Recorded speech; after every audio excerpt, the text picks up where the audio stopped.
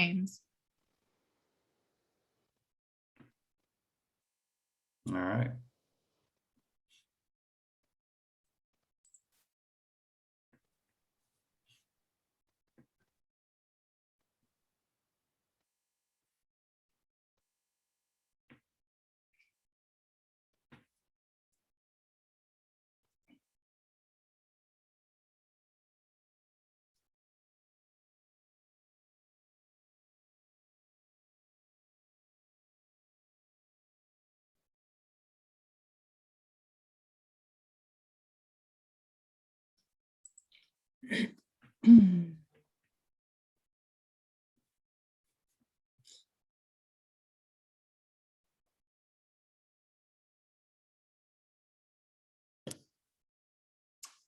Hello, everybody. We see that some of the attendees are joining us today. If you're here, this is hopefully the right place. We're in the Residential Infill Project 2 information session. And we have 2 information sessions, one today and one tomorrow. This is the first one, and we're just giving people a little bit of time to join the meeting in case they were a little late. I see there's about 16 attendees so far. But we had, what was it, Morgan, did we hear? 29? That had A couple more minutes. Yeah. So we'll give people a couple more minutes. Thanks for your patience.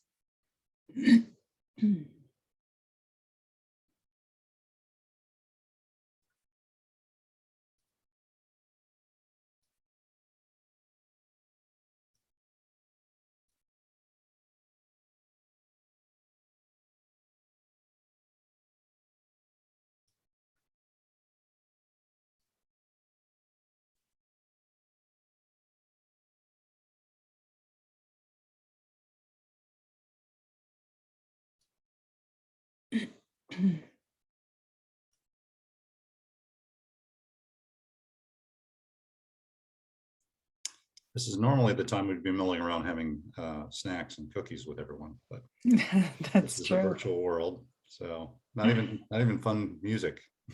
That's true. Maybe we'll save some calories though. That's From true. all the open houses. A couple of people more have joined us.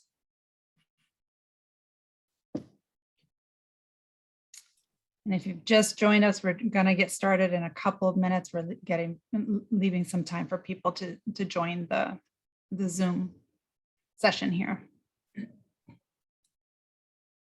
We already have one question from Eric Thompson. Hi, Eric.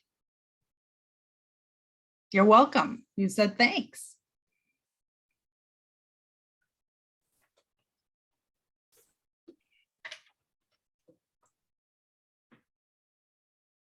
Eric had a question about whether this session was being recorded, so we'll cover that as part of the intro. But yes, the short answer is yes. I think I'm going to go ahead and get started. I know it's only 7:03, but seems like a long more time when we're all waiting here. So welcome, good evening, and thank you very much for being here. This is the information session for the Residential Infill Project, Part 2. We've already done a Part 1 to this project, so this is the second part. My name is Sandra Wood. I'm a city planner with the city's Bureau of Planning and Sustainability, and I'll be moderating this evening's conversation. Along with me are other city planners that you see on the screen there. Morgan, Tracy. Hey, Morgan, can you wave? I know everyone can see you. There you go. He's the project manager for this project. Shannon Buno, Phil Namany, and JP McNeil are also here. They're helping answer the questions in the Q&A function. So we'll explain what that's about in just a little bit.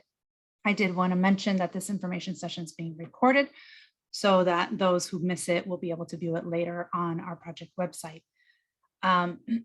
First, we wanted to go over a few things to make sure you're in the right place. This is a zoning code and zoning map amendment project. So what we as staff are proposing is to amend the rules that apply to single dwelling zone properties in the city of Portland.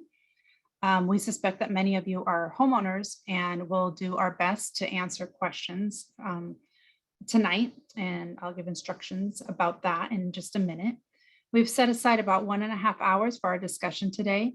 Morgan will give a 30-minute presentation, and we've divided the presentation into 2 parts. The first part will be about the changes proposed for properties that are zoned R10 and R20. The second part will be about changes that apply to all single dwelling zone properties in the city. So it would be helpful for you to know what your property is zoned. In the beginning of his presentation, Morgan's going to show you how to look that up on the computer. You may have also received a notice with your actual zone. We encourage you to ask questions tonight. We're a pretty small group, as I can see. There's us panelists here, the 6 of us here, and I see 21 attendees so far. But we would appreciate if you could keep your questions to general questions tonight rather than site-specific questions. If you would like to ask a general question, please type it into the Q&A in the bottom of the screen. If you click on that, you'll see that you have the ability to ask a question. And all questions are viewable to all attendees, as are the answers. Phil and Shannon will do their best to answer your question as it comes in. If they feel that your question benefits from hearing, that others could benefit from hearing the answer to your question, we'll be asking Morgan that question live during the Q&A time so others can hear the answer. If you do have site-specific questions, we feel like the best way to answer that is through our interactive mapping tool, which is called the Map app, or you can email or call us. Our team has been answering phone calls and emails every day from members of the public. And Morgan will be providing more information about that in just a minute. So thank you again for being here. We really appreciate it, you taking time out of your evening to hear from us. And I'll pass it along to Morgan, who will present the project. Well, thank you, Sandra. So I'm, like Sandra said, I'm Morgan Tracy with the Bureau of Planning and Sustainability, the project manager for the Residential Infill Project Part 2. Just to save us all a few minutes, I'm going to shorten the name of the project to RIP1 and RIP2. So you might hear those terms. We're talking about Residential Infill Project Part 1, which was the previous project, and RIP2 is the current project. I'm going to share my screen here, and hopefully this works. Give me a thumbs up if that's working. Yeah, we can see it. Great. So tonight we'll spend the first part of our meeting with a presentation covering what the state is requiring the city to do. We'll have a basic tutorial on using the Map app to find out more specific info about your property. Then I will cover the proposals in 2 parts. Proposals 1 through 6 are specific to lots located in the R10 and R20 zones. We'll take a pause there to respond to some questions about these first proposals before I move on to proposals 7 through 10, which will apply to all single dwelling zone lots, including the R10 and R20 zones. I'm going to interrupt you really quick, Morgan, just a second. We got a great suggestion in our question and answer box, which was to let people know that the recording does not include their camera. And that's true. We can't see you, so it does not include you. I believe it'll include just the speaker and the slides. Wait, I'm on camera? Oh. Yes, you're on camera. All right. No, thanks for reminding everybody. That's great. So I'll also cover the project timeline, the next steps, and a little more detail on how to submit testimony. We'll have time at the end for additional questions and answers. So a little bit about the state mandates. In 2019 and 2020, the state passed House Bill 2001 and a set of administrative rules to give guidance to cities in how to implement the bill. This bill, also known as the Middle Housing Bill, requires cities to allow more types of housing in single dwelling neighborhoods. This means that wherever a house is currently allowed, a duplex must also be allowed. And in certain areas, triplexes, fourplexes, cottage clusters, and attached houses must also be allowed. And I'll explain what I mean by certain areas later in this presentation. Senate Bill 458 was passed more recently in May of 2021. And this bill requires cities to allow the middle housing types allowed under House Bill 2001 to be divided through an expedited land division process so that each unit is on its own lot. This provides an option for home ownership rather than rental units or condominium ownership options. So in terms of what areas are affected by this project, this map shows the R10 and R20 zones shown in green, as well as the R2.5, R5, and R7 zones shown in yellow that are potentially affected by these proposed changes. It's about 150,000 lots in total. The changes in RIP2 specific to the R10 and R20 zones were already adopted for the R2.5, R5, and R7 zones with RIP1. So when we're talking about proposals 1 through 6, it's not as though they don't apply to R2.5, R5, and R7. We've just already addressed those with the previous project. So you may be wondering what zone your property is in. Not everyone knows their base zone, although you know it's a good trivia knowledge for impressing your friends, or how to figure out how those proposals may affect where you live. So the map app is an easy resource to find that out. You can find a link to the RIP2 map app on the project website or at portlandmaps.com/residential-infill-2. And at the top right corner, you'll find an icon for the map legend. There we go. In addition to the base zone colors, there are symbols for areas where the Z overlay is proposed, where it is proposed to be removed, and where non-maintained streets are located. And those are all important factors, which I'll get into in a few minutes. You would go ahead and type in an address in the top left box. And once you hit enter, it'll take you to the parcel and show you more detail in a sidebar window. And that sidebar will cover your zoning, whether the Z overlay currently applies, whether it's being added or removed, followed by more detailed information about the relevant proposals. So after reviewing the info, you can click on testify to be taken to a forum to submit testimony to the Planning and Sustainability Commission. There are 10 key proposals. The first 6 carry forward the changes from RIP Part 1 to the R10 and R20 zones. The final 4 are new proposals that will apply to all the single dwelling zones. So this first proposal applies only to R10 and R20 lots that are 10,000 square feet and smaller. Most lots in these zones are larger than that, but there are occasionally these smaller lots where incompatible building scale could be an issue. Building size is currently limited by building coverage and height limits in the zoning code. And this introduces a floor area ratio, or FAR, requirement. On a site with just a single house, that FAR would be 0.4. So for example, on a 10,000 square foot lot, a house would be limited to 4,000 square feet. The rules exclude things like basement area, whether it's finished or unfinished, and provide for allowances to add 250 square feet in each 5-year period to accommodate smaller remodels and expansions on homes that may be over that maximum FAR limit already. There are also bonuses available for providing affordable units or when you're adding units to a site with an existing house, such as adding an accessory dwelling unit. While this proposal was not a requirement of House Bill 2001, a similar approach was used in RIP1 for the other single dwelling zones.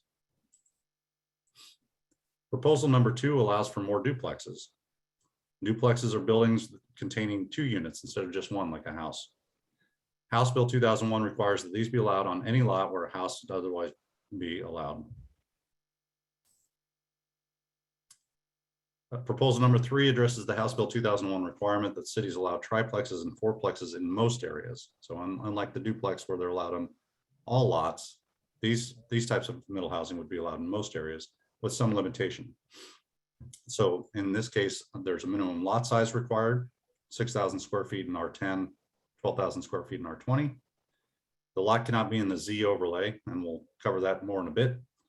And the lot must be on a street that has been accepted for maintenance. As an alternative to triplexes, proposal number 4 allows 3 units on a lot through added accessory dwelling units, also called ADUs. ADUs are also known as in-law flats, secondary units, granny flats, or carriage houses. This proposal would allow a house to have not just 1 ADU, but 2. Only 1 ADU would be allowed to be in the same building as the house. But both ADUs could be detached from the house. Also, duplexes would now be permitted to have a detached ADU. This proposal is not a requirement of House Bill 2001, but increases options for retaining existing homes and already applies in the other single dwelling zones, as well as other multi-dwelling and commercial mixed-use zones. As the city council hearings, as had the city council hearings on RIP1, a change was passed by council that allows for up to 6 units on a lot, when at least one half of the units are income restricted to households earning up to 60% of the median family income. For a 2-bedroom unit, that translates to about $1,200 a month. Again, this proposal is not a requirement of House Bill 2001, but already applies in the other single dwelling zones.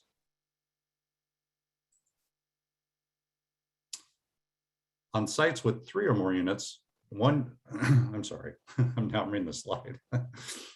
This proposal applies to sites where 3 or more units are proposed. So triplexes, fourplexes, added ADUs, deeply affordable units, and so forth. This visibility requirement would apply. There are no ADA requirements that apply to these smaller housing types. And our population is living longer, and access to homes for folks with mobility impairments is limited. So this requires that one of the units on the site have a no-step entry, wider doors for mobility devices, with a bathroom and living area on the main floor to make the unit visitable and more readily modifiable for residents' specific needs. All right, so before we get into these last 4 proposals, I've got through those a little quickly. Let's take a moment and see if there are any questions that people have about those first 6. That sounds good. Thanks, Morgan. We don't have any questions in the Q&A right now that aren't answered. But let's go ahead and give people a couple of minutes.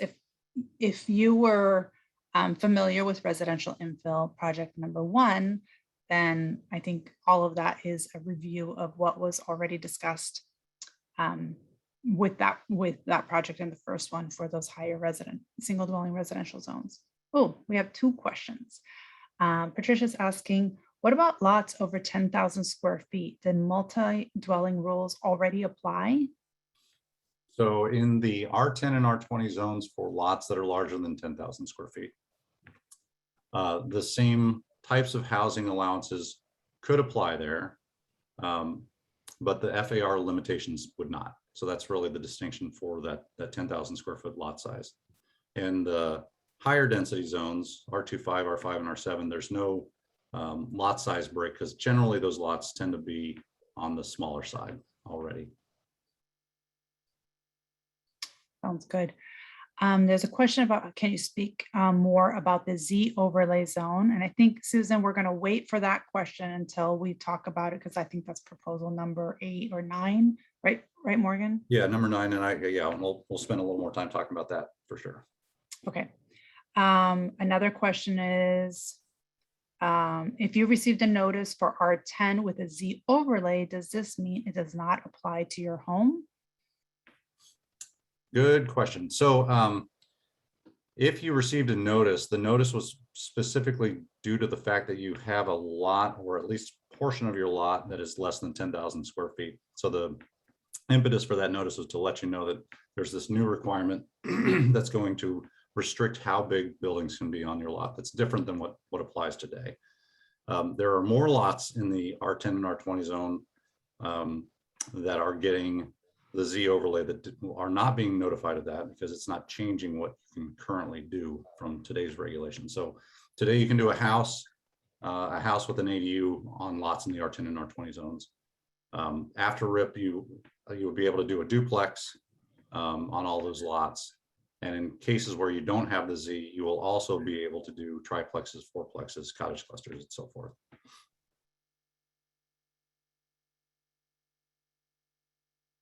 Hopefully that answered that question.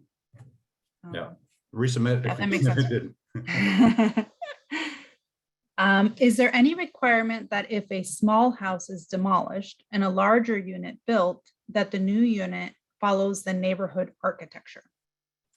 No, and in fact, one of the requirements of House Bill 2001 is that you can't apply, first, you can't apply things that are not clear and objective to housing, to needed housing. So it has to be a set standard. It has to be a clear and objective standard, something numerical, in other words. And secondly, we can't impose more restrictions on middle housing than we do on single houses. So Duplex, triplex, fourplex can't have special design standards that wouldn't also apply to a single house. And one more question. Does this mean that changes will be required to existing homes or just going forward for new construction? I'm so glad that question got asked because I should have covered that in the presentation. So none of these proposals require you to do anything. If you have an existing home that is already above the maximum FAR, you are fine. This would only apply in the case where you're doing new development or if you're proposing an alteration to your house, like a large addition. But otherwise, if there's no changes happening, there's no changes required for you to make.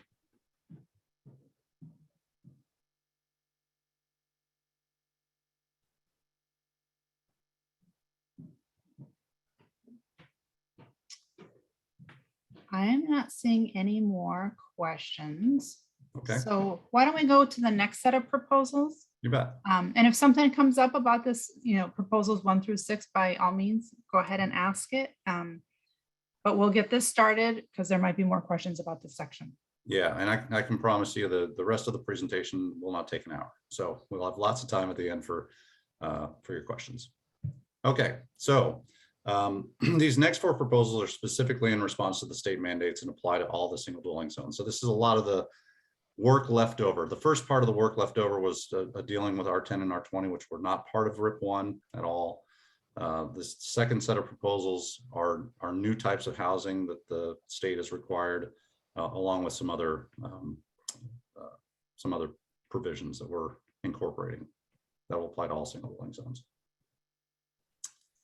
Proposal number 7 allows for higher density attached houses in certain areas. So attached houses are individual side-by-side units that are connected to each other along a common property line. They are already an allowed housing type on normal size lots in the single dwelling zones. However, House Bill 2001 requires cities to allow these at roughly the same density as triplexes or fourplexes. So rather than 1 lot per 10,000 square feet in an R10 zone, for example, for attached houses, it would be 4 lots. These higher density attached houses are allowed the same way triplexes and fourplexes would be, which is there's a minimum lot area that applies. They must be outside of the Z overlay and must be on a maintained street. Proposal number 8 allows cottage clusters in certain areas. So cottage clusters are groupings of smaller detached dwelling units oriented around a common courtyard. These would be on sites between 5,000 or 7,000 square feet up to an acre in size. They allow between 3 and 16 units and would be allowed in the same areas where triplexes and fourplexes are allowed. The units themselves would be limited to a 900 square foot footprint, 2-story height limit, and 1,400 square foot size on average. So if you had a 1,000 square foot cottage and a 1,800 square foot cottage, the two of those would average to 1,400 square feet. That's the maximum size that's allowed. So they're intended to be smaller units and detached, oriented around common open space in exchange for private individual yards. The 150 to 200 square feet of common area is required for each unit. Each common area must be at least 450 square feet in area and 15 feet wide at its narrowest point. At least half of the units must orient around the courtyard. Proposal number 9 is about applying the constrained sites or Z overlay. You've heard me mention the Z overlay quite a bit. This is one of the key determinants in whether housing types other than houses or duplexes would be allowed on a site. The Z refers to sites that are constrained by the presence of one or several factors like natural resource areas, natural hazards like wildfire, and so on. This map shows the areas where the Z already applies in the R2.5, R5, and R7 zones, which is about 9,000 lots in total. R10 and R20 zones were not included because the other housing types were not previously allowed. So what's changing? The current Z includes areas in the city's natural resource inventory, as well as landslide and floodplain areas. So several changes are being made to the proposed Z overlay. First, the R10 and R20 zones are being incorporated. Second, the state rules stipulate that natural resource areas must be both inventoried and protected in order to be included. So that meant making changes so that the overlay aligns with the environmental zones.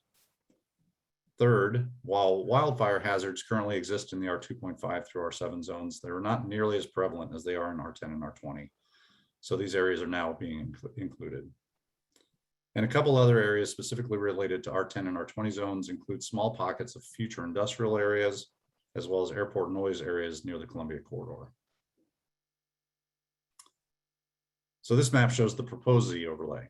You can see there's about 2,500 additional R25, R5, and R7 lots as a result of some of the changes in the wildfire and environmental resource overlays. And over 75% of the R10 and R20 zones are affected. So about 12,500 of 16,000 lots. And this final proposal responds directly to Senate Bill 458 by allowing duplexes, triplexes, fourplexes, and cottage clusters to be divided so that each unit is able to be on its own lot. These land divisions are processed differently than a regular land division, with different timelines, very narrow approval criteria, and virtually no requirements for lot size or street frontage for the new lots.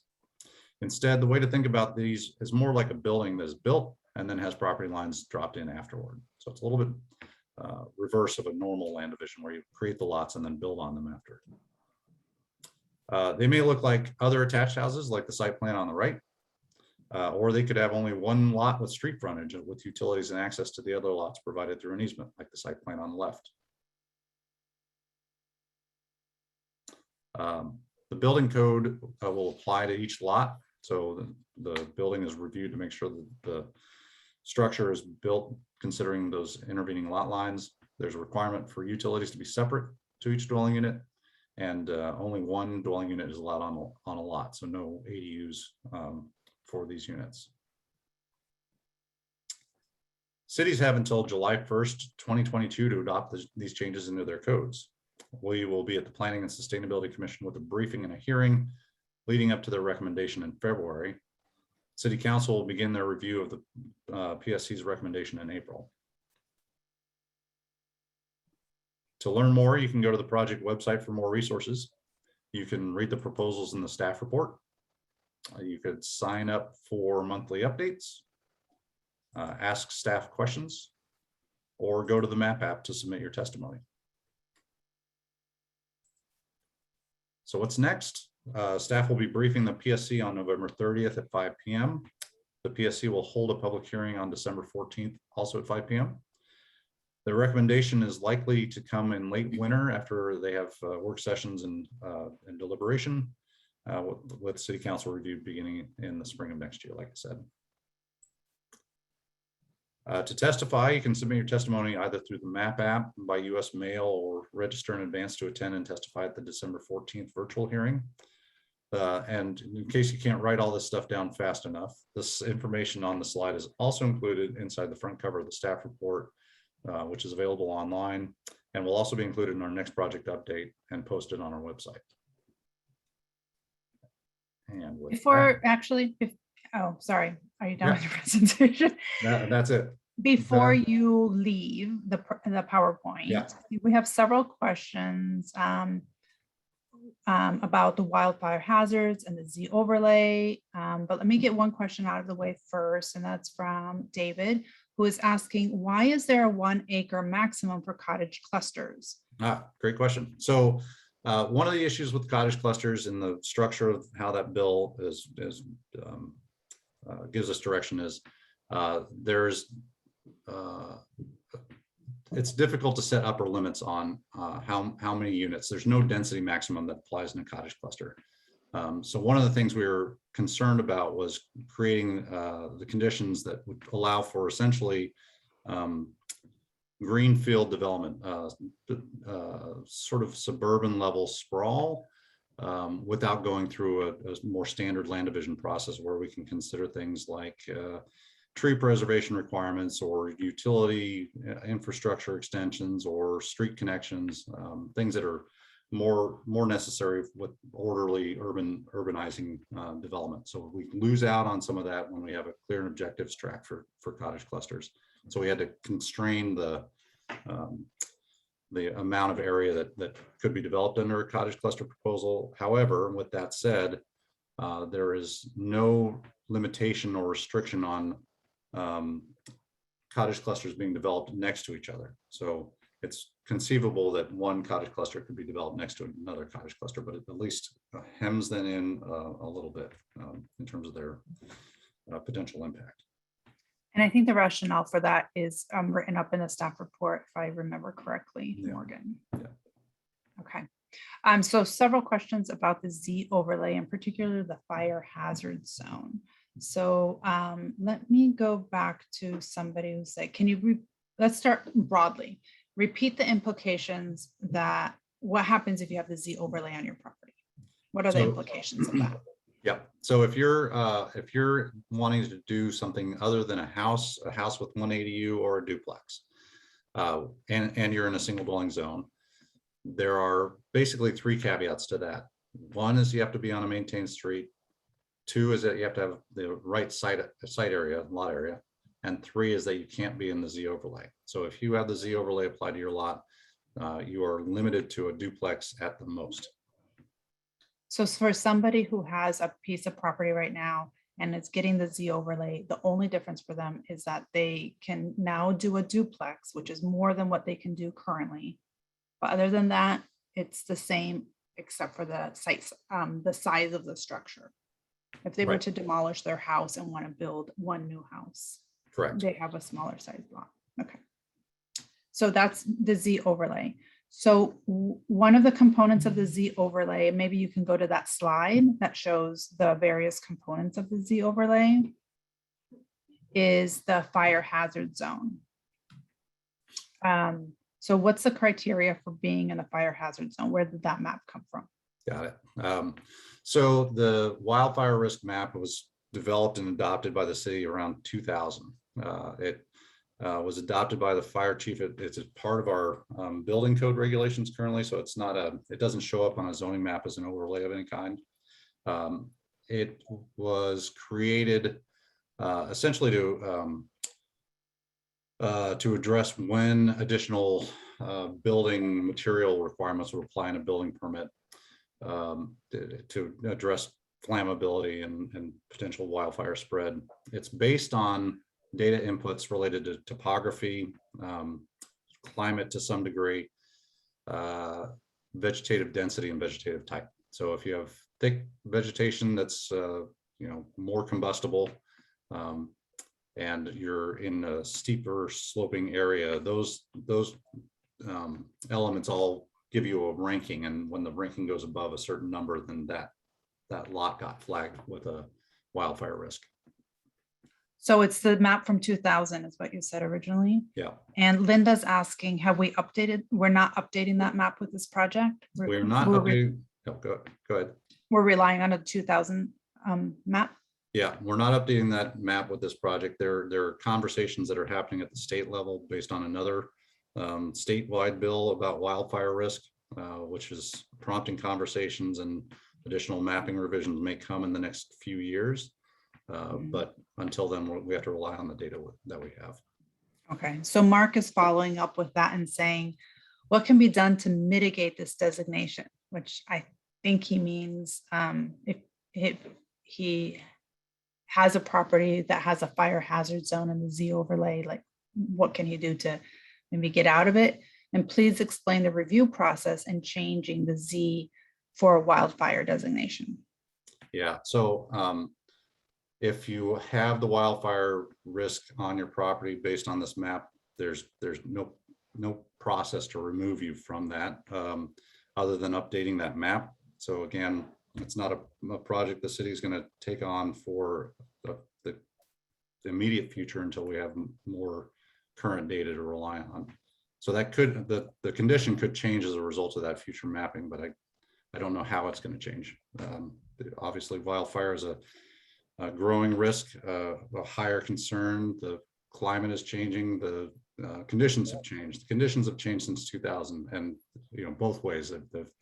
type of vegetation and the density of vegetation has changed, the level of development has changed, but we're also seeing more fuel, more wildfires. So both of those things will impact that future mapping. I couldn't guess how that's going to play out exactly. So another question, sorry to interrupt you, is like, why is it more of a risk for a 3 and 4 plex rather than just a single house? Yeah, it's not.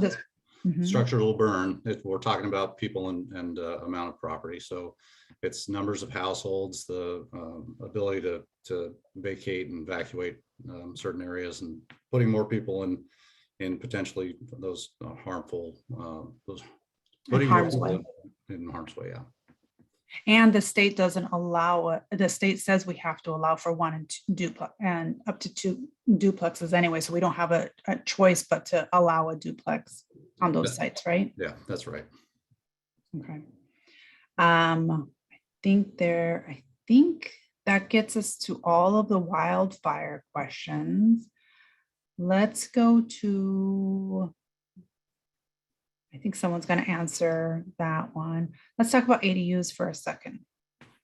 Can you talk more about why ADUs would not be able to be split on its own lot? And if you could have 4 units on one and then split the lot into 2, why couldn't you have a home and an ADU?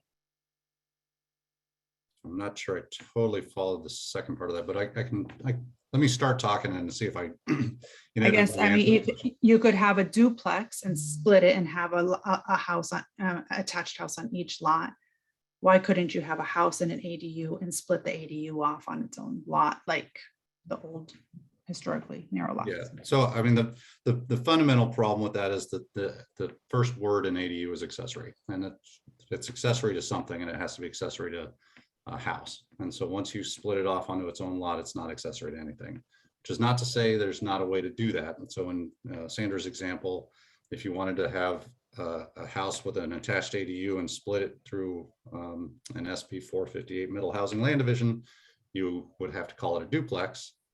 No reason you wouldn't, no reason you couldn't do that.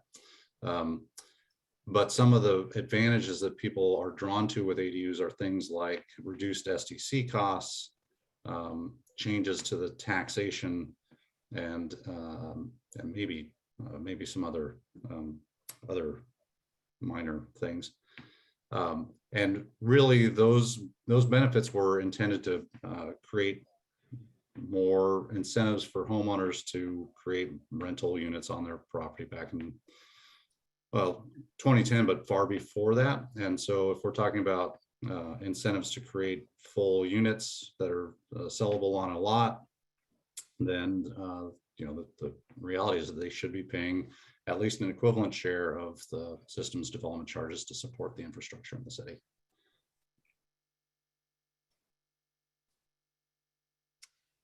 Okay, thanks for that. Let's keep talking about maybe the Z overlay. This is a long question, so I'm just gonna read it since we were talking about the Z. Regarding the Z, this is from Susan. Regarding the Z overlay, there is a large area in Northeast Portland, East Columbia neighborhood, where most of the lots are in the Z overlay. However, many of the lots only have floodplain constraints on a small portion of the lot property. Some lots are 1+ acres and could be developed with a higher density. Were they excluded due to only partial encumbrance or whole scale due to having floodplain E-zone on only part of the lot? Many are protected by a levee as well that didn't flood in 1996. So I imagine Susan is talking about the area up around the Columbia corridor. Yes, East Columbia neighborhood in Northeast Portland, yeah. Okay, so these lots here are excluded because they're the future industrial. They've got an industrial sanctuary comprehensive plan designation. So they're eventually going to convert. Yeah, these and some of these are. You mean those pink ones that you're? Yeah, pink lots. The dark green are 10 or 20. No, maybe there's. That's actually could be floodplain in here. These are airport noise. I'm not quite sure what's going on with all of But more generally, Morgan, our methodology was how much of a constraint did a property have to Oh, have to gotcha. get the overlay? Yeah, that's a good question. So the if any portion of the constraint touches the lot, so if you have an environmental zone that's cutting through, a corner of the lot or 90% of the lot, the whole lot gets flagged for the Z overlay. And part of the reason for that was it's difficult, especially given the clear and objective standards nature, to discern where the impacts for a triplex or fourplex would impact that floodplain or not. So, if it's just a portion of the lot is in floodplain, ensuring that the triplex or fourplex happen outside of that area gets a little difficult, or it could be the case where you've got to cross through that area to access the development site, and there's really no way for the code to really respond to that very well. So to kind of make that an easier zoning tools decision, if the lot has a portion of it is constrained, the whole lot gets the Z overlay. Okay, and that takes care, I think, of Linda's question also. I should also add in the case where you've got large lots that are dividable, and there's a portion of the lot that's constrained for whatever reason, landslide, floodplain. Through that land division process, you could isolate that portion of the site and create lots that were eligible to have that Z overlay removed through a map amendment. So. Okay, so we have questions. I'm going to let you pick, Morgan, what we want to talk about.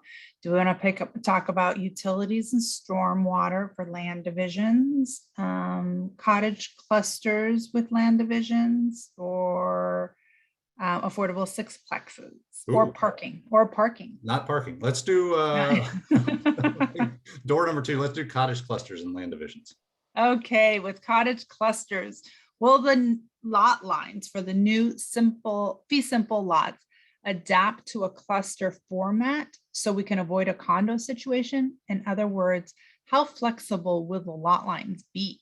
The lot lines are completely flexible. In the SB 458 middle housing land division process, there's no lot dimension standards. So basically the lots could follow the cottages wherever they were located on a site. That's not the hard part. The harder part is getting utilities and infrastructure to serve each of those lots or those dwelling units separately. And then that's something we're having conversations with the infrastructure bureaus about now to work out how that might work in a land division like that. So the lot part, that's easy. The servicing and the access are the more challenging parts of that. So I'm taking it you might not have an answer to the next question that Eric asked. With separate utilities being required for each lot, will the city consider a shared storm facility for all units, as there likely won't be enough lot area for separate facilities for each unit? We are in fact talking about that currently. So one of our hamstrings on that is the language in the bill directs cities to require utilities be separate to each dwelling unit. And our folks at BES would prefer to see where it can be accommodated shared stormwater facilities. Otherwise, there's a lot of duplicate costs and it's not really benefiting anybody. So we're trying to see if there's enough flexibility in the language that would permit a shared facility that serves each dwelling unit with separate laterals or connections somehow. So we're looking into it. We're trying. We think that makes sense. So to clarify, when we get to planning commission with this proposal, we won't have all of the infrastructure answers done. But when we get to city council, our hope is that the infrastructure bureaus will be able to answer some of these questions. Yeah, and I think what we're largely finding is the issue isn't in the code so much. Our codes, the drafts that we're producing, the codes that we have with some minor tweaking for the other infrastructure utility codes are pretty much in alignment with what SB 458 is asking for. It's more a question of how internally we're going to process and what sort of systems that we would allow or we would permit on those sites. So there's a lot of options, a lot of ways to do things. Some work better than others, and that's what we're trying to figure out. So Michael asked the questions, are there technical obstacles to allowing cottage clusters to include multiple utility connected homes on wheels, following the spirit of shelter to housing continuum? Technical obstacles? To allowing cottage clusters to include multiple utility connected homes on wheels. So tiny houses on wheels, I think, that look like a bunch of cottage clusters, but they're not built like buildings. Yeah, I mean, that's basically a RV park, unless I'm misinterpreting that.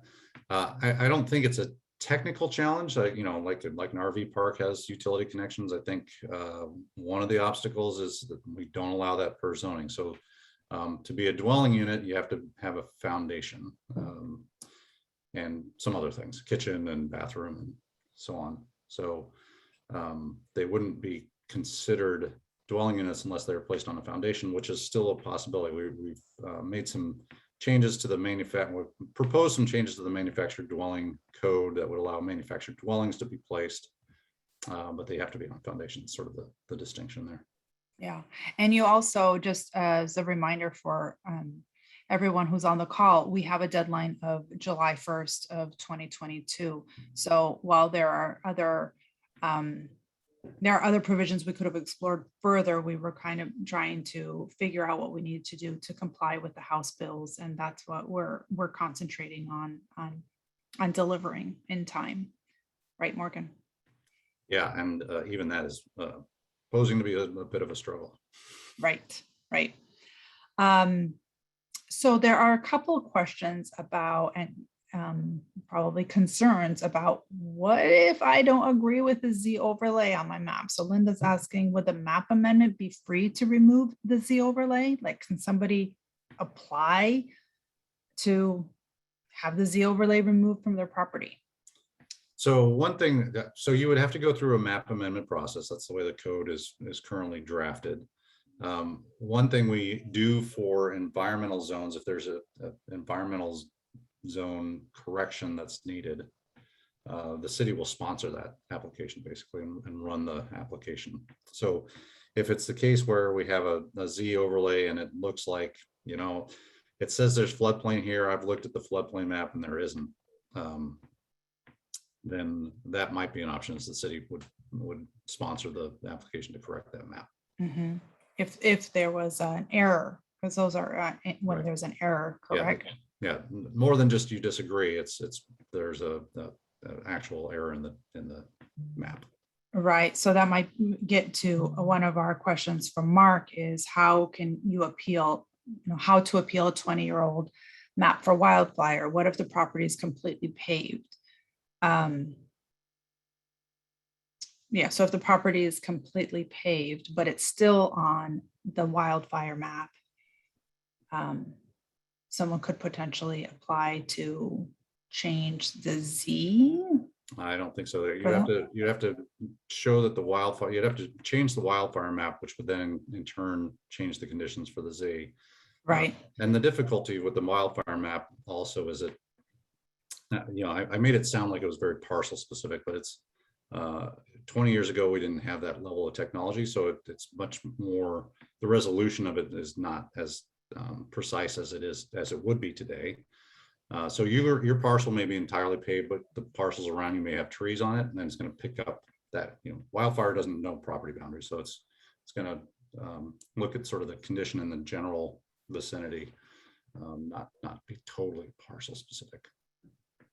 Okay, so we have a couple more questions. One is about a sixplex, and this is from Tim. In this proposed draft, can the option for half affordable sixplex be applied to lot splitting or attached houses, townhouses, to create 6 lots or 6 cottages? 6 cottages, you might be onto something. The well, I shouldn't say the problem. The way the Senate Bill 458 is drafted is it only applies to middle housing that's included in House Bill 2001. So that's an exclusive list of duplexes, triplexes, fourplexes, cottage clusters.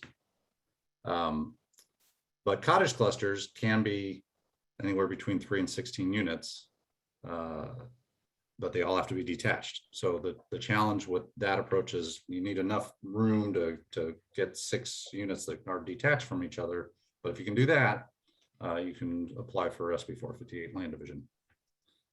The other challenge with the 6-plex, well, it's not one of the middle housing types, so that kind of locks you out. The other challenge with the 6-plex, the way it's currently designed, is it's really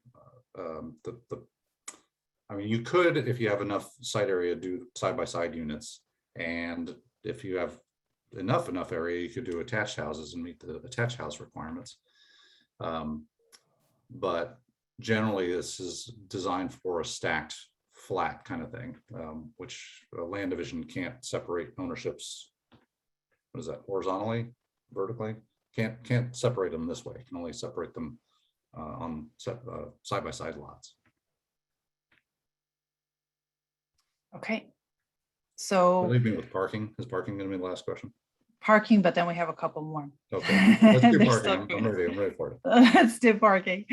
So Vivian shares a story about the land next to her, to their neighbor. They proposed a single family house with a single garage about 2 years ago. Then the pandemic hit and presumably construction hasn't started.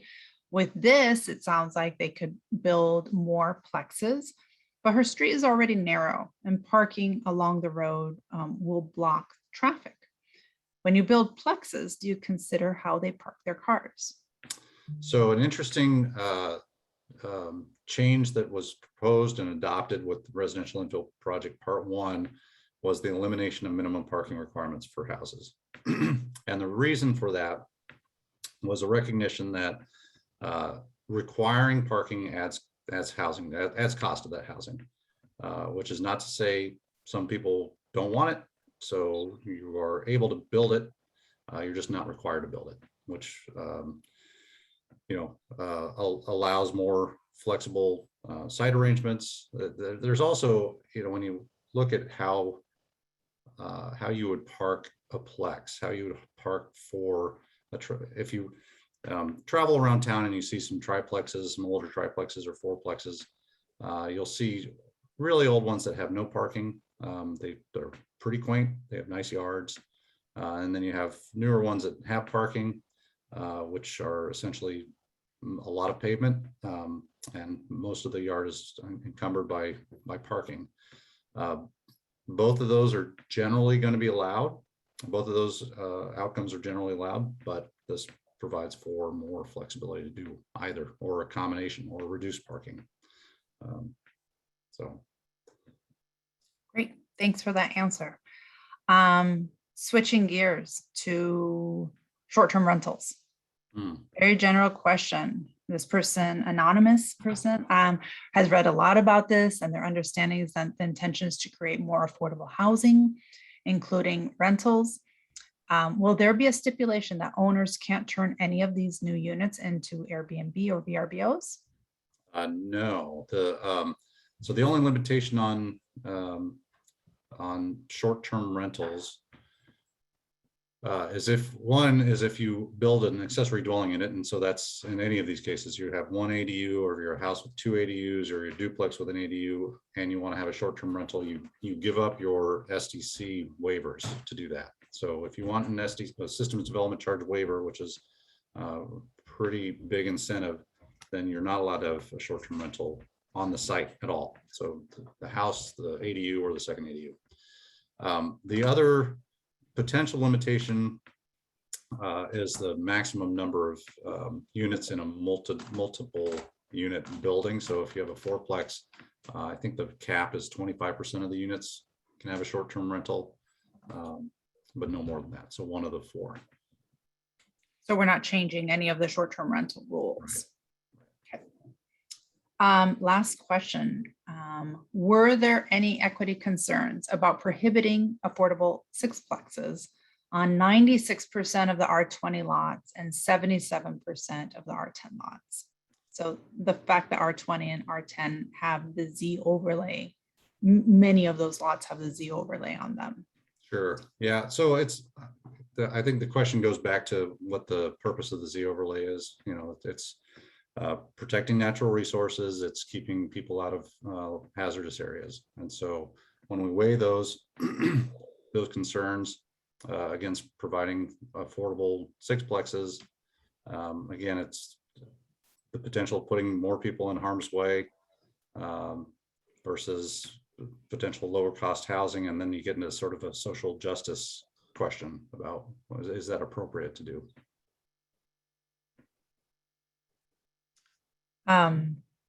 So the Z overlay, in essence, the methodology, this was a long discussion at the Planning Commission when we were there with Residential Infill Part 1, like what would be included, what areas of the city would be included in the Z overlay, and why would we exclude those from being able to provide a middle housing. This proposal with RIP2 doesn't change that methodology. But those areas for R10 and R20 are in essence zoned that way because of the constraints that they already have on them. Yeah, I mean, it does change the methodology in the fact that we are adding wildfire and right. That's what I wanted you to mention. Yeah. But yeah, I think the outcome of the map sort of confirms our rationale on how those zones got adopted for those areas. Is they're utilities infrastructure deficient. They have lots of constraints and lots of hazard areas, so they're difficult to develop. They're expensive to develop. So even if sixplexes were permissible there, they would be very expensive to develop just to get the utilities to serve them. So. And a new question just popped up about cottage clusters specific. If you have a cottage cluster and want to have a separate section for parking, two questions. What are the building setbacks required for those on-site no garage parking spaces, so surface parking spaces? And two, can the fee simple lots allow for these separate parking spaces? I actually might have an easier time with the second part of that question. So the requirements for parking, there's some limitations about the placement of where that parking lot has to be, but it's not so much about the building setbacks. There's a perimeter setback that applies to the lot, just like any other development. So 10-foot front yard, 5 feet around the perimeter. Then there's separation between the buildings. It's going to range between 6 and 10 feet, something like that. It can be bigger if you need it or want it. But the placement of that parking lot may have to be behind buildings, so it's not just parking lot being your street frontage presence. I understood this question to be a little differently. Like if you wanted to take all the parking spaces for all the cottages and put them all together way over here on the side of the property, would they be on a separate tract? Would they be on their own lot? Yeah, in a middle housing land division situation, those would end up in a tract or potentially an easement, but a tract would be better. The separate, non-buildable, shared by the owners of all the lots, tract that doesn't have a dwelling unit on it. Okay. Yeah. And then the building I guess it wouldn't be building setbacks. So what would the setbacks be for these on-site parking spaces? That what you were?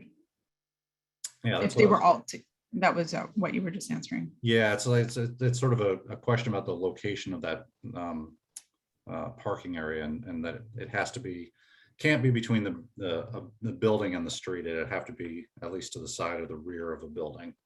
So some clever site planning to get the parking lot to fit on this, to be placed appropriately on the site. But it's not a setback question so much as a limitation on the location of where that parking belongs. Got it. And more cottage questions. Are there parameters that allow cottages to be in the required setbacks, similar to allowances for ADUs under a certain size to be in the setback? No. Okay, that was an easy. short answer.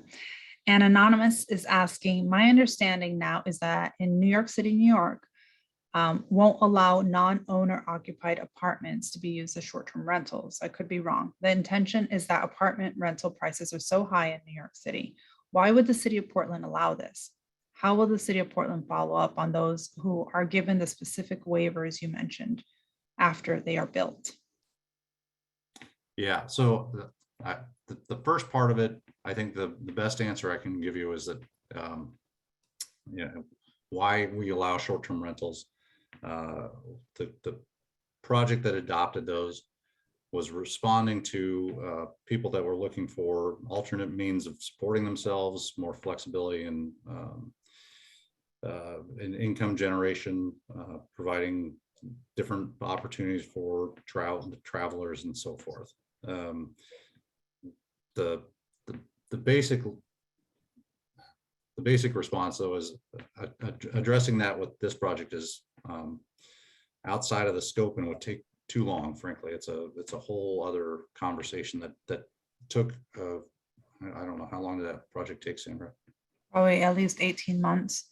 I mean, I think another piece of the answer here is that in Portland, we had the discussion about owner versus renters. And in the discussion, we couldn't come up with a good reason why we would allow only owners to do short-term rentals, but not renters who were renting, permanent housing.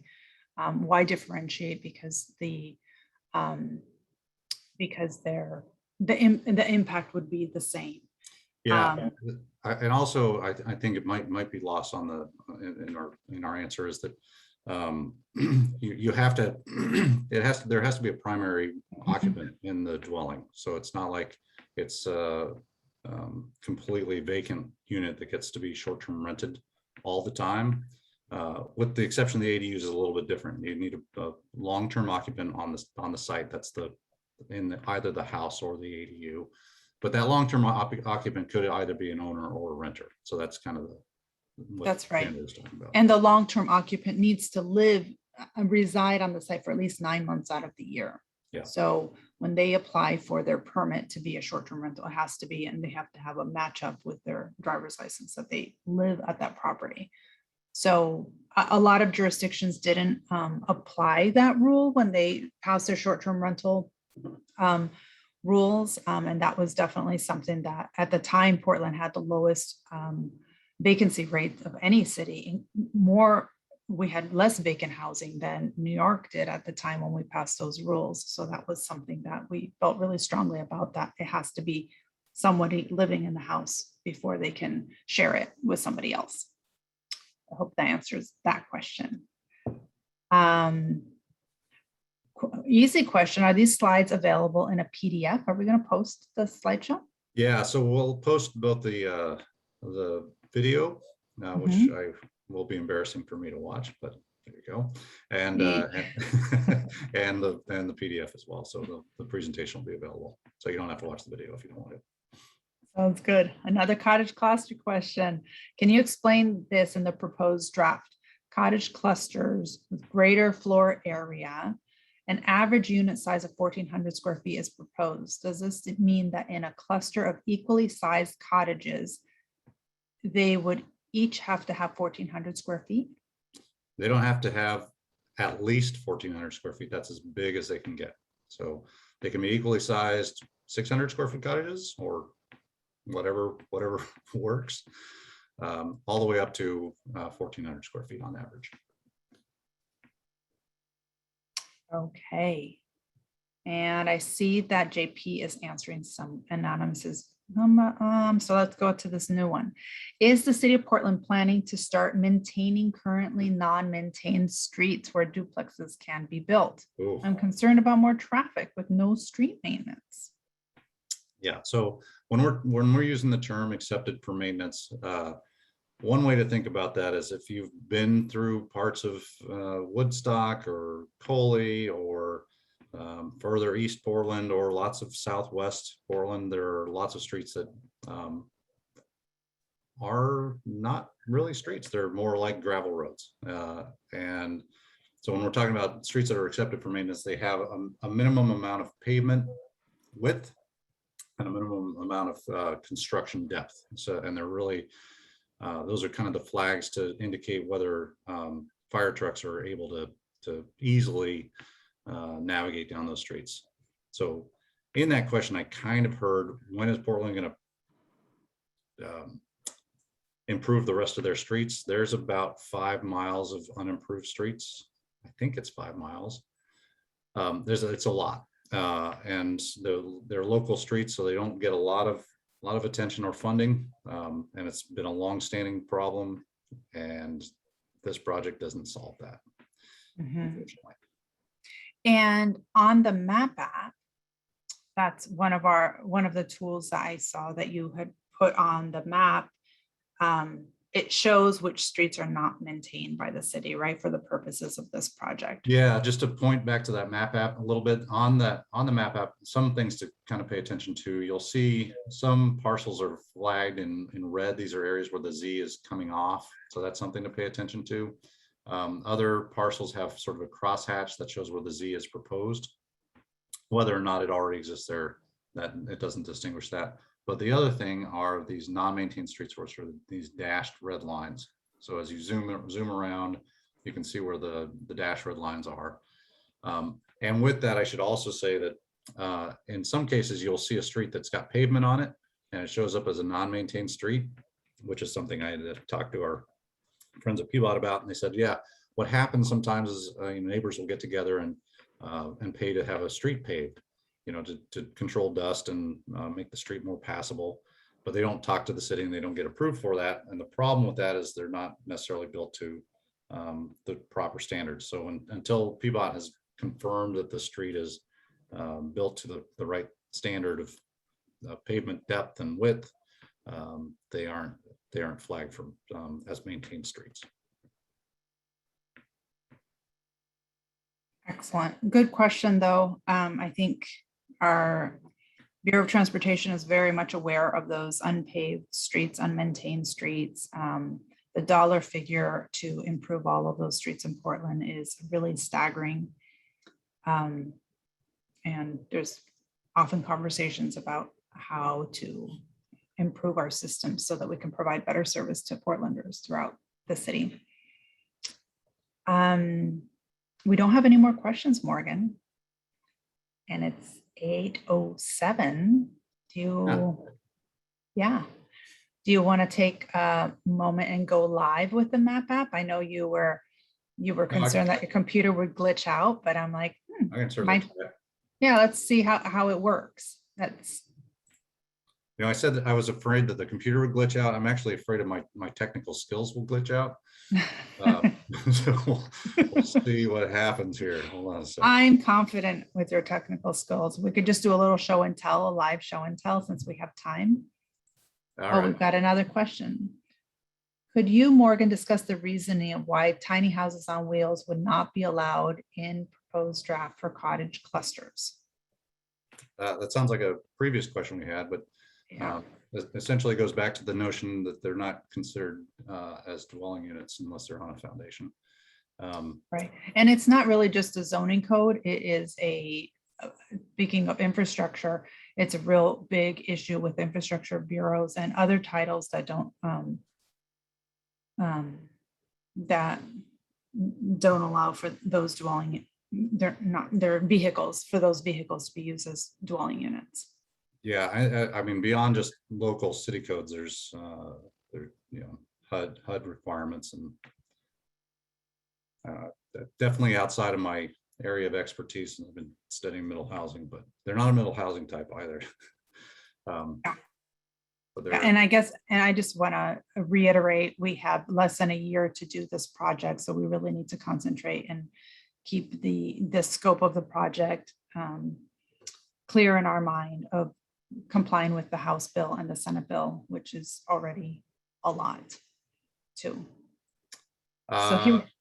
Yeah. So one thing I didn't say in my tutorial, since I don't have an address off the top of my head, is you can pan and grab and move this map around. So if you're just interested in checking out a neighborhood, you can pan around, you can zoom in you can randomly click on a lot and see what happens. So it pulls up a site. Here's unknown site address. And it'll have a few good links here. So this, if you want to find out more information beyond just what's in the map app, you want to know your zoning information, or look at infrastructure, utility maps, or all sorts of information on Portland maps, this will take you directly to the Portland maps browser, and shows you all the stuff about your assessor, your permits and zoning, parks, schools, public safety. Some of this will tell you about your wildfire hazard or your flood, if those things are present, et cetera, et cetera, et cetera. So lots of information there. But for this proposal, for the project, it'll tell you the zoning, the existing base zone, the existing overlay zones, and whether the Z overlay zone currently applies, whether it's proposed to apply, and whether it's proposed to be removed. And the rest of this information is a bit tailored depending on where your lot is located. So if you have a Z overlay, you're going to see information about the Z and the particular issue that is flagged for that overlay, why you're in the overlay. So this could change from floodplain. It might show other types of constraints there. Because you have the Z overlay, the allowed housing types, house and ADU and duplex, and then spends a little time talking about streamlined land divisions, and then a link to our project website.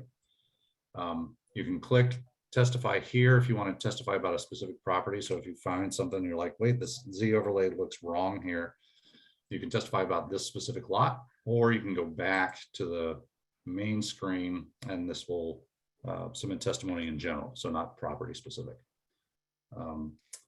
Can I just clarify also that testimony is for our hearing body, which is the Planning and Sustainability Commission.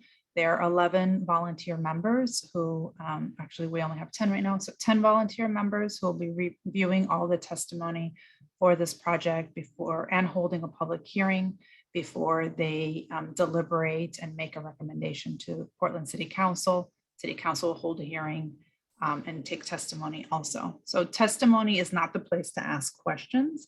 The questions, hopefully, if you have more questions, you can ask them in the email or call. Testimony is to try to persuade the decision makers about our proposal. Yeah, Cool. and since I got the time, this is the Residential Infill Project website, That's me. You can contact me through email or phone.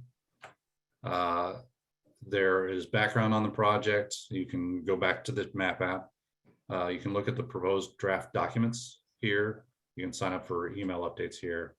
And if you want to learn more about the first project, Residential Infill Part 1, this will take you to that website. And then there's more resources on this website to take you to the Bureau of Development Services if you're interested in a specific development proposal.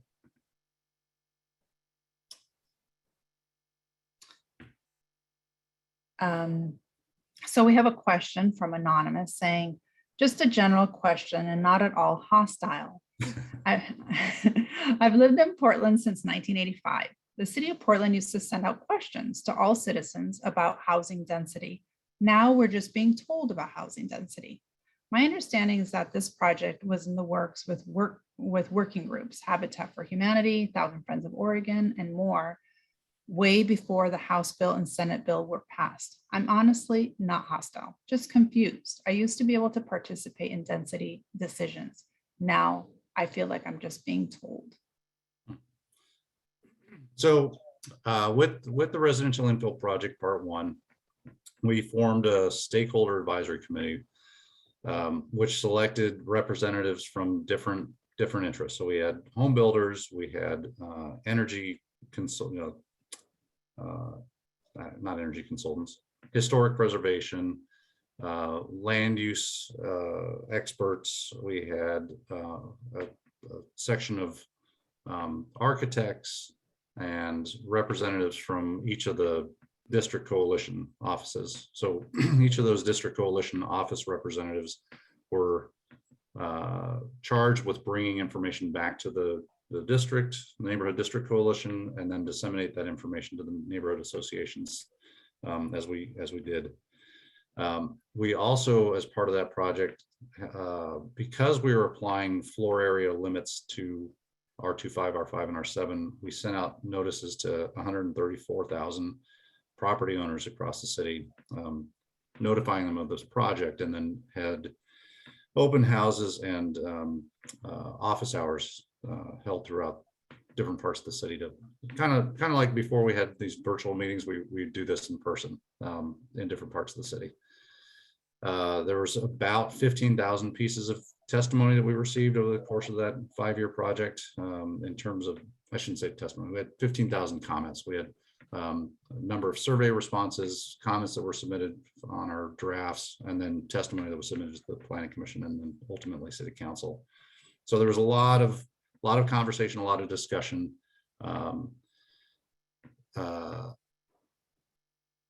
Yeah, and so that project sort of was formulated the basis, I think, for what happened in House Bill 2001, which the state then applied across the state, and frankly kind of surprised us when we discovered that we were not going to be in compliance with the House bill at the end of that, because we felt like they were patterning it on what we adopted with RIP1. So this project is a little bit like, oh, we've got to kind of clean up what is left over. So looking back at the R10, R20 zones and looking at these new housing types and just trying to check the box in terms of complying with the state mandate. So it is a little bit different. This round is a little bit different than the last round. There's a compressed schedule, not as much opportunity for that public involvement to happen, but certainly welcome your comments, your questions, and testimony through the process. And we've also, I think there's a couple of things that we've learned throughout this process too, is that our economic analysis and our, how many units are we really expecting in these zones with the first round of residential infill was an additional 4,000 units over a 20-year period in these zones. So we don't think that densification is going to happen really quickly, but when a house does get demolished, it would be a shame if only one house replaced it, because we could potentially meet more of our goals as a community, right? Greater access to neighborhoods, lower cost housing in good locations. I always think about the number of accessory dwelling units that we have in the city. We have about 5,000, and there's how many single family lots in Portland? 150,000. 150,000 properties for decades now could have added an accessory dwelling unit, and only 5,000 of us have. So density takes a while, and it's incremental. I don't think we're expecting big changes overnight. Yeah, there are a number of other obstacles and challenges delivering middle housing beyond just zoning. It's interesting because zoning is sort of a newish tool. It's been around in the city since about 1919, something like that, and then was massively downzoned, if you will, to single family zoning in the mid 40s. But before that, I mean, if you look through older neighborhoods, you'll see lots of examples of duplexes and triplexes and so on. But there are other changes that have come along that have also made that type of development more difficult, including the building codes, including how projects are financed. The real estate market it sort of leans toward single family development. So removing zoning barriers is one way to get more housing to happen in the city, but there are other steps that need to happen as well before we start seeing more of these housing units being created. Linda's asking who, and do you remember who the East Portland designee was for the Residential Infill Project Stakeholder Advisory Committee? Douglas Reed, I think. Douglas Reed, that's right. Yep. Good memory. Yeah, I'm surprised I pulled that one. Yeah, that's many years ago. We have a couple other questions. So just one more time, if you could reiterate, what restrictions does a Z overlay place on a property? Got it. So the Z overlay means that you are unable to build a triplex, fourplex, cottage cluster, affordable sixplex, have a house with 2 ADUs, or duplex with an ADU. If you have the Z overlay, it means you can do a house with an ADU, just one, or a duplex. Which if your property is an R10 or a 20, you don't have those allowances right now anyway. Right. So if you're getting the Z overlay right now in R10 or R20, the real change from your current allowances is that you're allowed to do a duplex. Yeah, let me see if I can find a R10, R20 lot. Hang on a second. No, I was hoping to, so well, here we go. Here's the technological glitch. It's not working anymore. It will be patient. All right. So if you click on, so this is an R20 zone lot. The Z doesn't apply. It's not proposed to apply. It's not going to be removed. There's new limits on building scale. So we'll talk about your FAR limits there. It talks about the allowed housing type. So here's what's already allowed: the house and ADU, and on a corner, you can do a duplex on a corner lot. The new housing types that would be allowed if you're outside of the Z are all the things we've been talking about tonight. And then it'll give you some more information about the minimum lot size required for each of those different housing types. And then some other little caveats to that.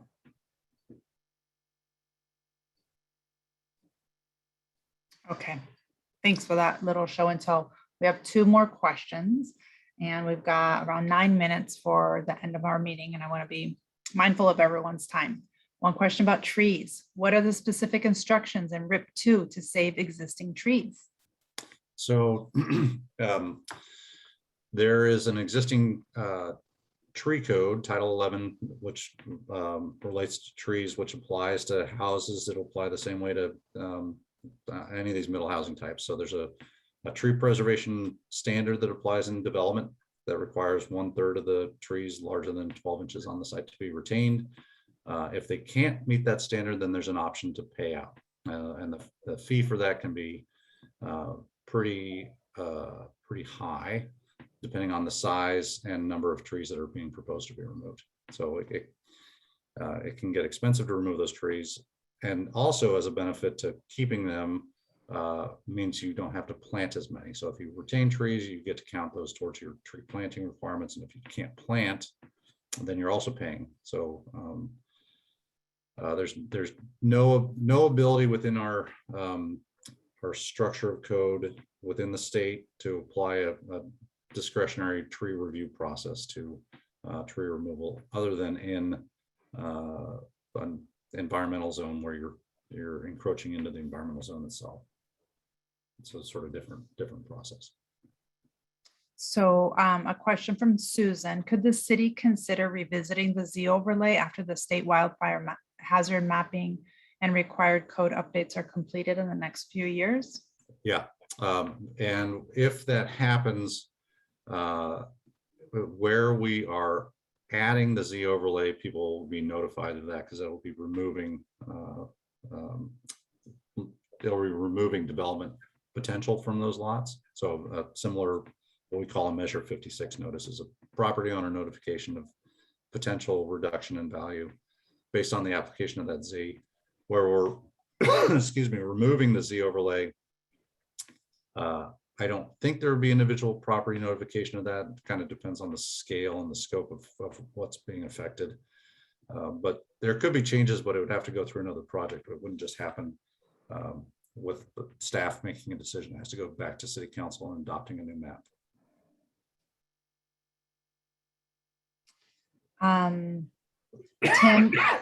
Tim McCormick, I see your questions and your probably live conversation with Phil Namany about our staff member about tiny house on wheels. So I'm going to let you all continue that conversation, but we have a question from someone new named Mary. We built a detached ADU, began investigating in 2016, built it in 2017.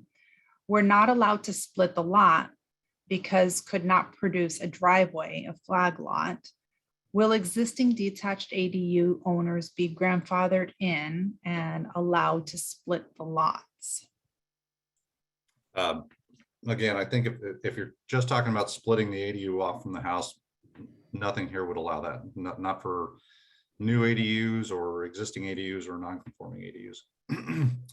But I think I might be missing something in the flag lot issue there. I think because she may have tried to split it off to create a flag lot, which the flag portion has to be 12 feet wide, Oh, potentially before. you know, there, I should clarify a little bit.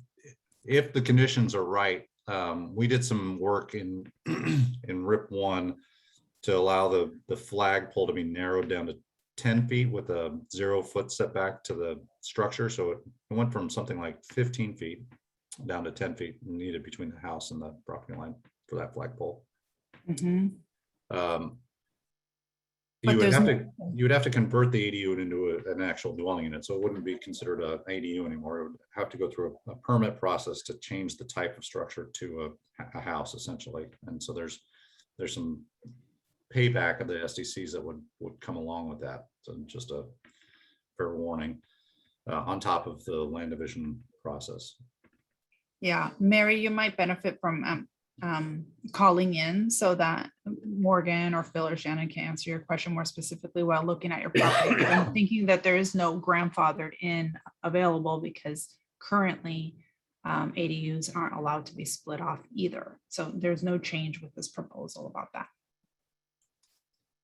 Yeah, and another suggestion, just in terms of folks that have questions about existing development under existing rules. So in R25, R5, R7, where we have a number of these housing types already allowed, you can contact the Bureau of Development Services, the Planning and Zoning Hotline at 503-823-7526. And they also have a resource page that I mentioned earlier. So if you Google BDS Residential Infill Project, you'll get their resource page and find some contacts and additional information there that could be helpful. And I got a note from Phil saying he thinks that there's more like 60 miles of unpaved streets in the city of Portland. Okay, all right. I thought 5 sounded really low. Yeah, I agree. I agree that was low.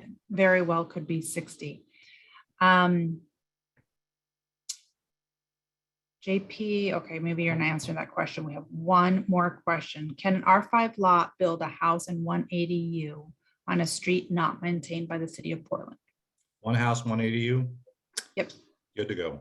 Good to go because that's already what's allowed today. Yep. Yep.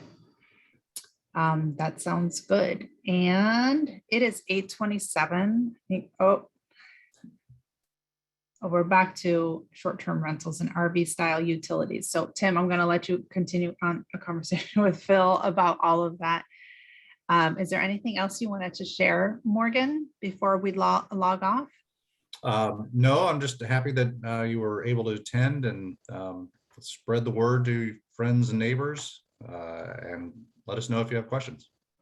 Yeah, definitely. Thank you all for joining us tonight. This is our first time trying the Q&A as opposed to the chat. And we didn't know how many people to expect. So we appreciate your patience and appreciate your sticking with us. I see we still have 18 attendees. You've been here for an hour and a half in your evening. Thank you very much for your interest. Give us a call if you need any more information. Thank you. Bye-bye.